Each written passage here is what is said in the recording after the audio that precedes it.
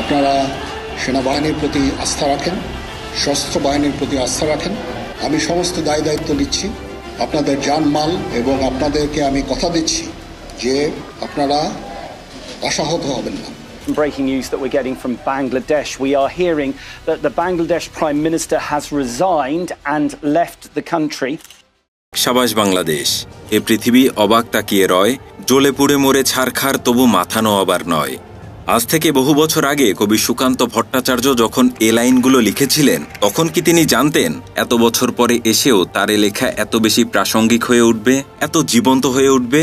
হ্যাঁ, বাংলাদেশ যে কারো কাছে মাথা নত করে না তার নজির এই প্রথম নয়। 52, 62, 69, 71 কিংবা 90 জ্বলে পুড়ে মরে ছারখার হয়ে গেলেও ন্যায়ের প্রশ্নে, অধিকারের প্রশ্নে বাংলাদেশ কখনো ছাড় দেয়নি, হার মানেনি।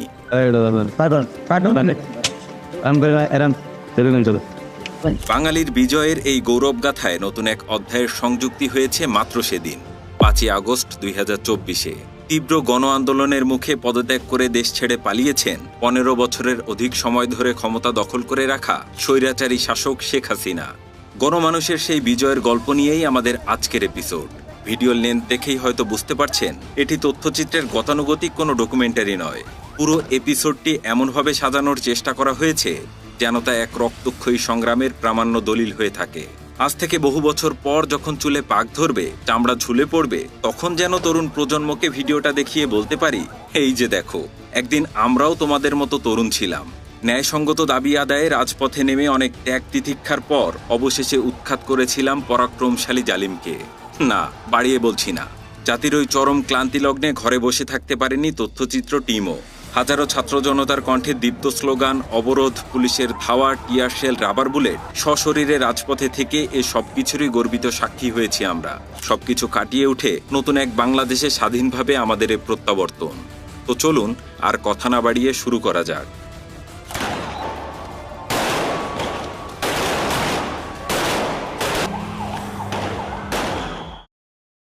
স্বাধীন বাংলায় সরকারি চাকরির ক্ষেত্রে কোটা ব্যবস্থার প্রবর্তন হয় 1972 সালে।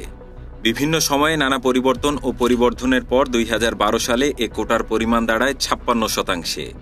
অর্থাৎ শতকরা মাত্র 44 জন মেধার ভিত্তিতে নিয়োগ পেতেন।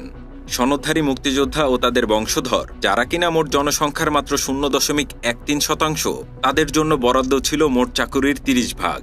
এ চরম বৈষম্যমূলক কোটা ব্যবস্থার বিরুদ্ধে সর্বপ্রথম আওয়াজ ওঠে 2013 সালের জুলাই মাসে। সে সময় 34তম বিসিএস প্রিলিমিনারি পরীক্ষায় অনুত্তীর্ণ পরীক্ষার্থীদের এক অংশ সর্বপ্রথম কোটা বাতিলের দাবিতে আন্দোলন শুরু করে। তবে এ আন্দোলন সফলতার মুখ দেখেনি। 2018 সালের 31শে জানুয়ারি বিদ্যমান কোটা প্রথা বাতিল করে সে ব্যবস্থার পুনর্মূল্যায়ন করতে হাইকোর্টে একটি রিট দায়ের করা হয়। কিন্তু 5ই মার্চ ওই রিটটি খারিজ করে দেয় হাইকোর্ট। রিট দায়েরের পর থেকেই কোটা সংস্কারের দাবিতে বিচ্ছিন্নভাবে আন্দোলন চললেও তা ব্যাপক আকার ধারণ করে এপ্রিলে। মুক্তিযোদ্ধাদের সন্তানেরা সুযোগ পাবে না, রাজাকারের বাচ্চারা সুযোগ পাবে। তৎকালীন কৃষিমন্ত্রী মতিয়া চৌধুরীর এমন নেক্কারজনক মন্তব্যে আরও ফুঁসে ওঠে ছাত্র সমাজ। ছাত্রদের দমনে রাজপথে নামে পুলিশ ও আওয়ামী সরকারের ছাত্র নামধারী সন্ত্রাসী সংগঠন ছাত্রলীগ। পুলিশের টিয়ারশেল, লাঠিচার্জ আর ছাত্রলীগ সন্ত্রাসীদের দেশীয় অস্ত্রের আঘাতে বহু শিক্ষার্থী গুরুতর আহত হয়। সোশ্যাল মিডিয়ার কল্যাণে এসব হামলার বিভিন্ন ছবি ও ফুটেজ ছড়িয়ে পড়ে সর্বত্র। কিন্তু শেষমেশ আন্তর্জাতিক চাপের মুখে নতি স্বীকার করে সরকার। সে বছরের 4 অক্টোবর প্রথম ও দ্বিতীয় শ্রেণীর চাকরিতে নিয়োগের ক্ষেত্রে কোটা ব্যবস্থা বাতিল করে পরিপত্র জারি করা হয়। ফলে সেবারের মতো কোটা সংস্কার আন্দোলনের পরিসমাপ্তি ঘটে। আন্দোলনের তৃতীয় ও চূড়ান্ত ধাপের সূত্রপাত হয় এবছরের জুন মাসে। 2021 সালে অহিদুল ইসলাম সহ 7 জন মুক্তিযোদ্ধার সন্তান 2018 সালে জারিকৃত কোটা বাতিল সংক্রান্ত পরিপত্রের বৈধতা চ্যালেঞ্জ করে হাইকোর্টে রিট করেছিলেন। এরই পরিপ্রেক্ষিতে 5ই জুন হাইকোর্ট ওই পরিপত্র বাতিল বলে রায় দেয়। এ রায় প্রকাশিত হওয়ার পরই ঢাকাসহ দেশের বিভিন্ন স্থানে বিক্ষোভ শুরু করে শিক্ষার্থী ও চাকরি প্রত্যাশীরা। 9ই জুন হাইকোর্টের রায়ের বিরুদ্ধে সুপ্রিম কোর্টে আপিল করে সরকার। কিন্তু শিক্ষার্থীরা দাবি করে সংসদে আইন পাশ করে কোটা প্রথার সংস্কার করতে হবে। সরকার কিন্তু চাইলে এমনটা আরও অনেক আগেই করতে পারত, ইচ্ছা করেই করেনি তারা। 10ই জুন আন্দোলনকারীরা দাবি মেনে নেওয়ার জন্য সরকারকে 30শে জুন পর্যন্ত সময় বেঁধে দেয় ও ঈদুল আজহা উপলক্ষে আন্দোলনে বিরতি ঘোষণা করে। কিন্তু কোটা পুনর্বহালের রায়ের প্রায় 1 মাস অতিবাহিত হওয়ার পরও সরকারের পক্ষ থেকে তেমন কোনো জোরদার পদক্ষেপ নেওয়া হয়নি। ফলশ্রুতিতে 1 জুলাই থেকে নবগঠিত বৈষম্য বিরোধী ছাত্র আন্দোলনের নেতৃত্বে রাজপথে নেমে আসে বাংলার ছাত্র সমাজ। 2 থেকে 6 জুলাই দেশের বিভিন্ন স্থানে শিক্ষার্থীরা বিক্ষোভ, মানববন্ধন ইত্যাদি কর্মসূচি পালন করে। তবে আন্দোলন তীব্র আকার ধারণ করে 7 জুলাই থেকে। এদিন থেকে সারা দেশে গুরুত্বপূর্ণ সড়ক, মহাসড়ক ও রেলপথ অবরোধ শুরু করে ছাত্ররা। এই কর্মসূচির নাম দেওয়া হয় বাংলা ব্লকেড। 10 জুলাই 2 জন শিক্ষার্থীর আবেদনের প্রেক্ষিতে কোটার বিষয়ে 4 সপ্তাহের স্থিতাবস্থার আদেশ দেয় আপিল বিভাগ। এ বিষয়ে পরবর্তী শুনানির দিন ধার্য করা হয় 7 আগস্ট। আপিল বিভাগের রায় না আসা পর্যন্ত ছাত্রদেরকে ধৈর্য ধারণের আহ্বান জানানো হয়। কিন্তু 15 বছরের অধিক সময় ধরে চলা আওয়ামী ফ্যাসিস্ট সরকারের দুঃশাসন পর্যালোচনা করলে একটা বাচ্চাও বুঝবে এগুলো সবই ছেলেভুলানো গপ্প মাত্র। বিচার বিভাগ যে সরকারের হাতের পুতুল, যা কিছু হচ্ছে সব যে শেখ হাসিনার ইশারাতেই হচ্ছে, জুডিশিয়ারি স্টাম্প লাগিয়ে তিনি যে নিজের ইচ্ছারই একটা আইনগত বৈধতা নিতে চাচ্ছেন তা বুঝতে বাকি ছিল না কারোরই। কাজেই আপিলের রায় কি আসবে তা সহজেই অনুমেয় ছিল। কিন্তু কোটা পুনর্বহলে সরকারের কি লাভ? দেখুন, কোটা পুনর্বহাল হওয়া মানে মোট চাকরির 30% সনদধারী মুক্তিযোদ্ধাদের বংশধররা পেত। আর মুক্তিযোদ্ধাদের এই সনদ দিয়ে থাকে খোদ সরকারই। এই ক্ষমতার পরিপূর্ণ অপব্যবহার করে পছন্দের লোকদের মুক্তিযোদ্ধা সনদ দিয়ে কোটার চাকরিতে ঢোকানোর এক অভিনব পদ্ধতি চালু করেছিল শেখ হাসিনার নেতৃত্বাধীন আওয়ামী সরকার। আর এভাবে যারা চাকরি পেত, স্বাভাবিকভাবেই তারা সরকারের প্রতিটি আদেশে জি হুজুর ছাড়া টু শব্দটিও করত না। ফলে গুম, খুন, মিথ্যা মামলা, ভোট চুরি আর ডামি ইলেকশনের ভিতের উপর গড়ে ওঠা শেখ হাসিনার এই সাম্রাজ্য বেশ বহাল তবিয়াতেই টিকেছিল বছরের পর বছর। মূল ঘটনা প্রবাহে ফেরা যাক। আন্দোলনের সবচাইতে বড় টার্নিং পয়েন্ট ছিল সম্ভবত 14 জুলাই। সেদিন সদ্য চীন সফর করে আসা তৎকালীন প্রধানমন্ত্রী শেখ হাসিনা সাংবাদিকদের কোটা বিষয়ক এক প্রশ্নের জবাবে বলেন, তার মানে কি মুক্তিযোদ্ধার সন্তান নাতিপুতিরা কেউ মেধাবী না? যত রাজাকারের বাচ্চা নাতিপুতিরা হলো মেধাবী, তাই না? তার এই বিতর্কিত মন্তব্যের প্রতিক্রিয়ায় সেদিন রাতেই ঢাকা বিশ্ববিদ্যালয় ও জাহাঙ্গীরনগর বিশ্ববিদ্যালয় সহ দেশের বিভিন্ন পাবলিক বিশ্ববিদ্যালয়ের শিক্ষার্থীরা বিক্ষোভ মিছিল করেন। এই মিছিলের মূল স্লোগান ছিল, তুমি কে, আমি কে, রাজাকার রাজাকার, কে বলেছে স্বৈরাচার স্বৈরাচার। এই স্লোগানকে ইস্যু করে তৎকালীন সড়ক পরিবহন ও সেতুমন্ত্রী ওবায়দুল কাদের, শিক্ষামন্ত্রী মহিবুল হাসান চৌধুরী নওফেল সহ আওয়ামী লীগের অনেকেই উস্কানিমূলক বক্তব্য দিতে থাকেন। ওবায়দুল কাদের দম্ভ ভরে বলেন, আত্মস্বীকৃত রাজাকারদের জবাব দিতে ছাত্রলীগই যথেষ্ট। অথচ শিক্ষার্থীরা এই স্লোগানের মাধ্যমে কিন্তু নিজেদেরকে রাজাকার দাবি করেনি, বরং শেখ হাসিনার বিতর্কিত মন্তব্যের প্রতিবাদে এই স্লোগান ছিল একটা স্যাটায়ার মাত্র। তা হয় ওই মাথামোটাদের মগজে ঢুকেনি, বা ঢুকলেও ক্ষমতার অহংকারে তারা তা মানতে চায়নি। ওবায়দুল কাদেরের ওই মন্তব্যের পর 15 জুলাই সভাপতি সাদ্দামের নেতৃত্বে শিক্ষার্থীদের শান্তিপূর্ণ আন্দোলনে ব্যাপক হামলা চালায় ছাত্রলীগের সন্ত্রাসী বাহিনী। মানুষের বেশধারী পাচাটা কুকুরগুলো নারী শিক্ষার্থীদেরকেও রক্তাক্ত করতে ছাড়েনি। এমনকি হাসপাতালের জরুরি বিভাগে ভর্তি থাকা আহত ছাত্রদের উপরও নারকীয় তাণ্ডব চালায় তারা। তাদের এই বর্বরতা 2018 সালের হামলাকেও হার মানায়। তবে এবার শিক্ষার্থীরা চুপ করে বসে থাকেনি, তারাও পাল্টা প্রতিরোধ গড়ে তোলে। তাদের প্রবল প্রতিরোধের মুখে 16 জুলাই হল ছেড়ে পালাতে শুরু করে ছাত্রলীগের নেতাকর্মীরা। একে একে বিভিন্ন বিশ্ববিদ্যালয়ের হল ছাত্রলীগ মুক্ত হবার খবর আসতে থাকে। ছাত্রলীগের নেতাকর্মীদের রুমগুলোতে ভাঙচুর চালায় বিক্ষুব্ধ শিক্ষার্থীরা। ছাত্রলীগের প্রচেষ্টা বিফলে যাবার পর মাঠে নামে পুলিশ। লাঠিচার্জ, টিয়ারশেল আর ছড়রাগুলি ছুড়ে আন্দোলনরত শিক্ষার্থীদের দমাতে চেষ্টা করে তারা। 16 তারিখ দুপুরের পর আন্দোলন চলাকালে বন্দুকের সামনে বুক চিতিয়ে দাঁড়ানো রংপুর বেগম রোকেয়া বিশ্ববিদ্যালয়ের নির্ভীক ছাত্র আবু সাইদকে পুলিশ পয়েন্ট ব্ল্যাঙ্ক রেঞ্জ থেকে গুলি করে হত্যা করে। মুহূর্তেই এ হত্যার ভিডিও সামাজিক যোগাযোগ মাধ্যমগুলোতে ছড়িয়ে পড়ে। শহীদ আবু সাইদ হলেন কোটা বিরোধী আন্দোলনের প্রথম স্বীকৃত শহীদ। দরিদ্র বাবা মায়ের একমাত্র অবলম্বন মেধাবী ছাত্র আবু সাইদের এমন মর্মান্তিক মৃত্যুতে সারা দেশে ব্যাপক আলোড়ন সৃষ্টি হয়। তুই মোর সাওয়াক চাকরি না দিবু না দে, কিন্তু মারলু কেনে? আবু সাইদের মায়ের এই করুণ আহাজারির সামনে শোকে স্তব্ধ হয়ে যায় গোটা জাতি। তবে থেমে থাকেনি বাংলার দুর্বার ছাত্র জনতা। শোককে শক্তিতে পরিণত করে নতুন উদ্যমে আন্দোলনে ঝাঁপিয়ে পড়ে তারা। পরিস্থিতি নিয়ন্ত্রণের বাইরে চলে যাচ্ছে দেখে 17 তারিখে বিশ্ববিদ্যালয় বন্ধ ঘোষণা করে শিক্ষার্থীদের হল ত্যাগের নির্দেশ দেওয়া হয়। কিছু কিছু শিক্ষার্থী হল ত্যাগ করলেও অনেকেই হল ছাড়তে অস্বীকৃতি জানায়। এদিন সন্ধ্যা 7:30টায় জাতির উদ্দেশ্যে ভাষণ দেন প্রধানমন্ত্রী শেখ হাসিনা। ভাষণে তিনি সংঘর্ষ ও প্রাণহানির জন্য কিছু মহলকে দায়ী করেন, সাথে তার সেই পুরনো মায়াকান্না।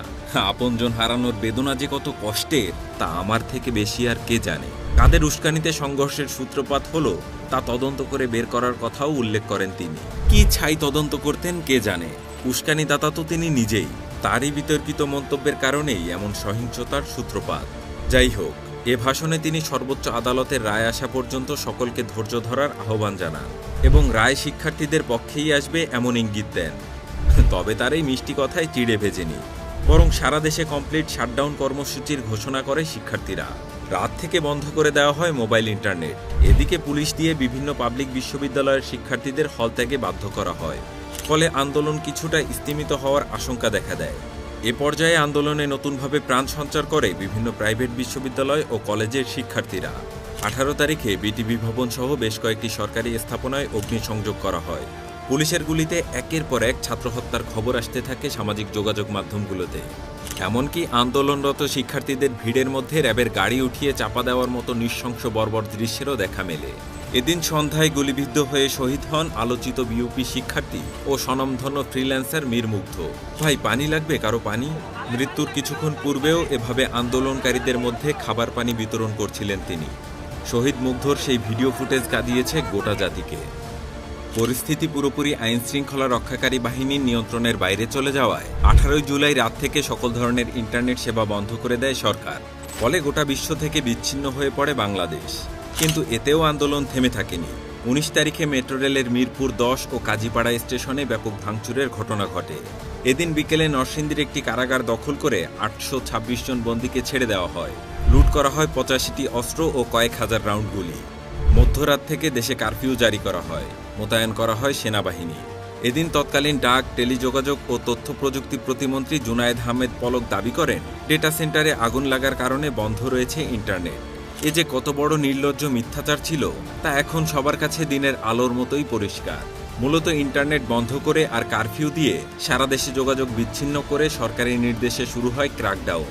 Chinese rifle, assault rifle, pistol আর স্নাইপার দিয়ে ঠান্ডা মাথায় গুলি করে হত্যা করা হয় নিরস্ত্র ছাত্রদের।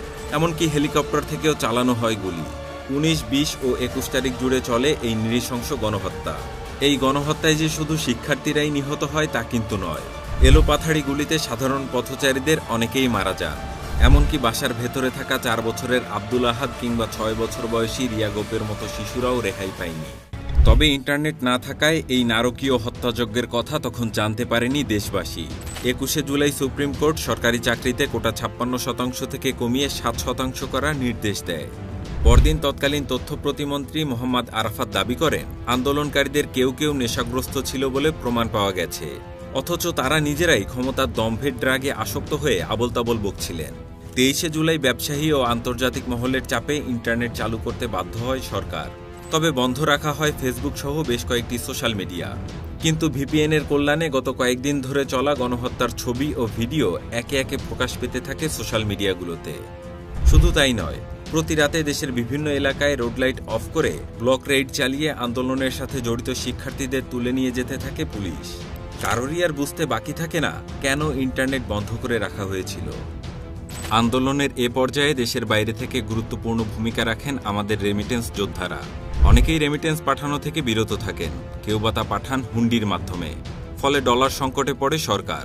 বাংলাদেশ ব্যাংকের তৎকালীন গভর্নর ও প্রধানমন্ত্রীর মুখ্য সচিবের মধ্যকার সম্প্রতি ফাঁস হওয়া এক ফোন আলাপে এর প্রমাণ মেলে। যেখানে প্রতিদিন প্রায় $100 মিলিয়ন রেমিটেন্স আসত, সেখানে 22 থেকে 27 জুলাই এই 6 দিনে দেশে এসেছিল মাত্র $78 মিলিয়ন। এরই মধ্যে ভুলক্রমে জাতিসংঘের লৌহ সম্বলিত হেলিকপ্টার ও ট্যাঙ্ক ব্যবহার করে বিপাকে পড়ে সেনাবাহিনী। 25 জুলাই মেট্রো রেলের পুড়িয়ে দেওয়া স্টেশনের ক্ষয়ক্ষতি পরিদর্শনে গিয়ে মায়াকান্না জুড়ে দেন শেখ হাসিনা। অথচ শত শত মায়ের কোল খালি করার সময় এই সাইকোপ্যাথের শোক যে কোথায় যায় তা তিনিই ভালো জানেন। 26 জুলাই স্বরাষ্ট্রমন্ত্রীর নির্দেশে তৎকালীন ডিবি প্রধান হারুন কোটা আন্দোলনের 3 সমন্বয়ককে নিরাপত্তার অজুহাতে তুলে নিয়ে গিয়ে ডিবি কার্যালয়ে আটকে রাখেন। 28 জুলাই নাগাদ এ সংখ্যা 6 গিয়ে দাঁড়ায়। এদিন মোবাইল ইন্টারনেট সচল করে দেওয়া হয়, তবে যথারীতি বন্ধ থাকে সোশ্যাল মিডিয়া। রাত 10টার দিকে জিম্মিকৃত সমন্বয়করা ডিবি কার্যালয়ে বসেই চলমান আন্দোলন প্রত্যাহারের ঘোষণা দেন। কিন্তু তাদেরকে যে এ ঘোষণা দিতে বাধ্য করা হয়েছে তা ছোট বাচ্চারাও বুঝেছিল। সাবেক ডিবি প্রধান হারুন হয় নিজেই ঘাস খেতেন অথবা ভাবতেন দেশের সাধারণ জনগণ ঘাস খায়। তা না হলে সমন্বয়কদের একসাথে বসিয়ে ভালো ভালো খাবার খাওয়ানোর ভিডিও প্রচার করে কি বোঝাতে চেয়েছিলেন তিনি? যাক সে কথা। সম্মিলিত ছাত্র জনতা সাফ জানিয়ে দেয়, শহীদদের রক্তের সাথে বেইমানি করতে পারবে না তারা। ছাত্র হত্যার দায়ে শেখ হাসিনার ক্ষমা প্রার্থনা, স্বরাষ্ট্রমন্ত্রীর পদত্যাগ সহ ইতিপূর্বে উত্থাপিত ৯ দফা দাবি আদায় না হওয়া পর্যন্ত তাদের আন্দোলন চলমান থাকবে। কোটা আন্দোলনকে ঘিরে নিহত ব্যক্তিদের স্মরণে ৩০শে জুলাই দেশব্যাপী শোক পালন করার সিদ্ধান্ত নেয় সরকার। মাছের মায়ের পুত্র শোক আর কাকে বলে? সরকারের এ ভণ্ডামিকে ঘৃণা ভরে প্রত্যাখ্যান করে দেশবাসী। গোটা ফেসবুক ছেয়ে যায় লাল রঙের প্রোফাইল পিকচারে। মুখে লাল কাপড় বেঁধে র্যালি করেন বিভিন্ন বিশ্ববিদ্যালয়ের শিক্ষকরা। ১৩ দিন বন্ধ থাকার পর ৩১শে জুলাই খুলে দেওয়া হয় সোশ্যাল মিডিয়া সাইটগুলো।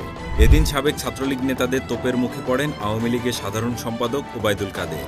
নিজের দলের লোকেরাই তাকে উদ্দেশ্য করে ভুয়া ভুয়া বলে স্লোগান দেয়। পরদিন ডিবি কার্যালয়ে জিম্মিকৃত বৈষম্য বিরোধী ছাত্র আন্দোলনের ৬ সমন্বয়ককে ছেড়ে দেওয়া হয়। শুরু থেকেই সরকার আন্দোলনে সহিংসতার দায় বিরোধী দলগুলোর উপরে চাপিয়ে আসছিল। আন্দোলনকে ভিন্ন খাতে প্রবাহিত করতে এদিন বিকেলে জামায়াতে ইসলামী ও ইসলামী ছাত্র শিবিরকে নিষিদ্ধ ঘোষণা করে সরকার। ওদিকে আইন শৃঙ্খলা রক্ষাকারী বাহিনী ও আওয়ামী গুন্ডা কর্তৃক ছাত্রদের উপর দমন পীড়ন ও গ্রেফতার চলতেই থাকে। ৩রা আগস্ট শেখ হাসিনা আন্দোলনকারীদের সাথে আলোচনার প্রস্তাব দিলে গুলি আর সন্ত্রাসের সাথে কোনো সংলাপ হয় না জানিয়ে তারা তা প্রত্যাখ্যান করে দেয়। বিকেলে সকল শ্রেণী পেশার আনুমানিক ২ লক্ষ মানুষ সমবেত হন কেন্দ্রীয় শহীদ মিনারে। সেখান থেকেই শেখ হাসিনার পদত্যাগের ১ দফা দাবিতে ৪ঠা আগস্ট থেকে সারা দেশে সর্বাত্মক অসহযোগ আন্দোলনের ডাক দেওয়া হয়।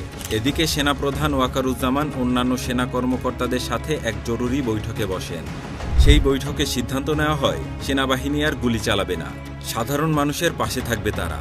পরদিন ৪ঠা আগস্ট অসহযোগ আন্দোলনের প্রথম দিনে রাস্তায় নেমে আসে শিক্ষার্থীসহ সকল শ্রেণী পেশার মানুষ। দলীয় নির্দেশনা মোতাবেক আওয়ামী সন্ত্রাসীরা দেশের বিভিন্ন জায়গায় আন্দোলনকারীদের উপর সশস্ত্র হামলা চালায়। এদিন নিষ্ক্রিয় ভূমিকা পালন করে পুলিশ। শুরুতে কিছুটা পেছপা হলেও শেষমেশ পাল্টা আক্রমণ চালিয়ে আওয়ামী গুন্ডাদের রুখে দিতে সক্ষম হয় সাধারণ ছাত্র জনতা। এছাড়া কোনো কোনো জায়গায় ছাত্রলীগের হামলা থেকে শিক্ষার্থীদের রক্ষা করে সেনাবাহিনী। ফলে পিছু হটতে বাধ্য হয় সরকারের চামচারা। সম্পূর্ণ আন্দোলনের মধ্যে এই দিনটিই ছিল সবচাইতে বেশি রক্তক্ষয়ী।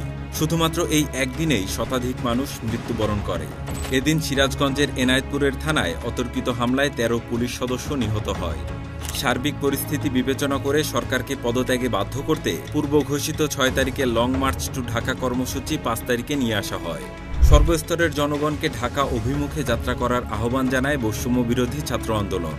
সন্ধ্যা ৬টা থেকে অনির্দিষ্টকালের জন্য কারফিউ জারি করা হয়। কিন্তু কারফিউকে বুড়া আঙুল দেখিয়ে রাত থেকেই দলে দলে মানুষ ঢাকা অভিমুখে আসতে থাকে। গণপরিবহন বন্ধ থাকার পরেও যে যেভাবে পেরেছে ছুটেছে ঢাকার দিকে। ওই দিন রাতেই শেখ হাসিনাকে তার একজন উপদেষ্টা সহ কয়েকজন নেতা সেনাবাহিনীর কাছে ক্ষমতা হস্তান্তরের পরামর্শ দেন। তবে তিনি তা মানতে চাননি, বরং কারফিউ আরও কড়াকড়ি করতে বলেন। ৫ই আগস্ট সকাল থেকেই থমথমে ছিল রাজধানী ঢাকার পরিবেশ। এক ভয়ানক অনিশ্চয়তার আবহ ঢাকার আকাশে বাতাসে। কি ঘটবে আজ?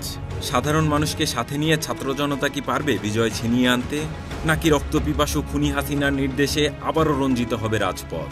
সেনাবাহিনী কি সত্যি জনগণের পাশে থাকবে, নাকি নির্বিচারে চালাবে গুলি?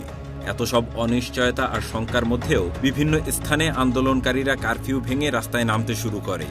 সকাল 10:30টায় শিক্ষার্থীরা শহীদ মিনারে জড়ো হওয়া শুরু করলে আবারও অ্যাকশনে নামে পুলিশ। সেই সাথে আবারও বিচ্ছিন্ন করে দেওয়া হয় ইন্টারনেট। দেশব্যাপী ব্যাপক অনিশ্চয়তা আর শঙ্কা বাড়তেই থাকে।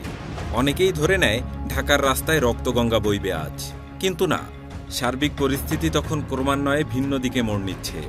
3 বাহিনীর প্রধান ও পুলিশের আইজিপিকে ডাকা হয় গণভবনে। নিরাপত্তা বাহিনী কেন পরিস্থিতি সামাল দিতে পারছে না সেটার জন্য ক্ষোভ প্রকাশ করেন হাসিনা। বিশ্বাস করে এই কর্মকর্তাদের শীর্ষ পদে বসিয়েছেন সেটাও উল্লেখ করেন তিনি। শীর্ষ কর্মকর্তাদের পক্ষ থেকে বোঝানোর চেষ্টা করা হয় বল প্রয়োগ করে এই পরিস্থিতি সামাল দেওয়া যাবে না, কিন্তু শেখ হাসিনা তা মানতে নারাজ। তখন কর্মকর্তাদের অনুরোধে শেখ রেহানা তার বড় বোনকে বোঝানোর চেষ্টা করে, কিন্তু তাতেও কাজ হয়নি। এক পর্যায়ে বিদেশে থাকা সজীব ওয়াজেদ জয়ের সঙ্গে ফোনে কথা বলেন এক শীর্ষ কর্মকর্তা। শেষমেশ ছেলে জয়ের কথায় পদত্যাগে রাজি হন শেখ হাসিনা। তিনি তখন একটা ভাষণ রেকর্ড করতে চান জাতির উদ্দেশ্যে প্রচারের জন্য, কিন্তু ততক্ষণে গোয়েন্দা তথ্য আসে যে বিপুল সংখ্যক ছাত্র জনতা শাহবাগ ও উত্তরা থেকে গণভবন অভিমুখে রওনা হয়েছে। দূরত্ব বিবেচনায় ৪৫ মিনিটের মধ্যে শাহবাগ থেকে গণভবনে আন্দোলনকারীরা চলে আসতে পারে বলে অনুমান করা হয়। ভাষণ রেকর্ড করতে গেলে গণভবন থেকে বের হওয়ার সময় নাও পাওয়া যেতে পারে। এই বিবেচনায় শেখ হাসিনাকে ভাষণ রেকর্ডের সময় না দিয়ে গণভবন ত্যাগের জন্য ৪৫ মিনিট সময় বেঁধে দেওয়া হয়। এরপর গণভবন ছেড়ে ছোট বোন রেহানাকে নিয়ে তেজগাঁওয়ের পুরনো বিমানবন্দরে আসেন শেখ হাসিনা।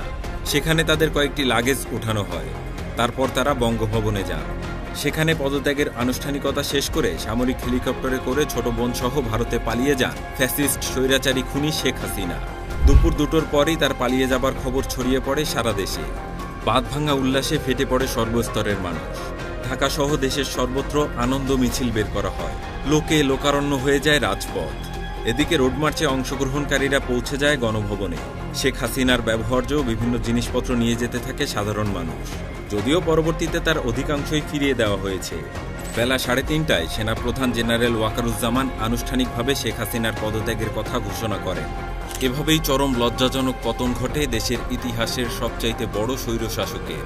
কিন্তু সামান্য এক কোটা সংস্কার আন্দোলন থেকে 15 বছরের অধিক সময় ধরে জেকে বসা জালিমের পতন হলো কিভাবে?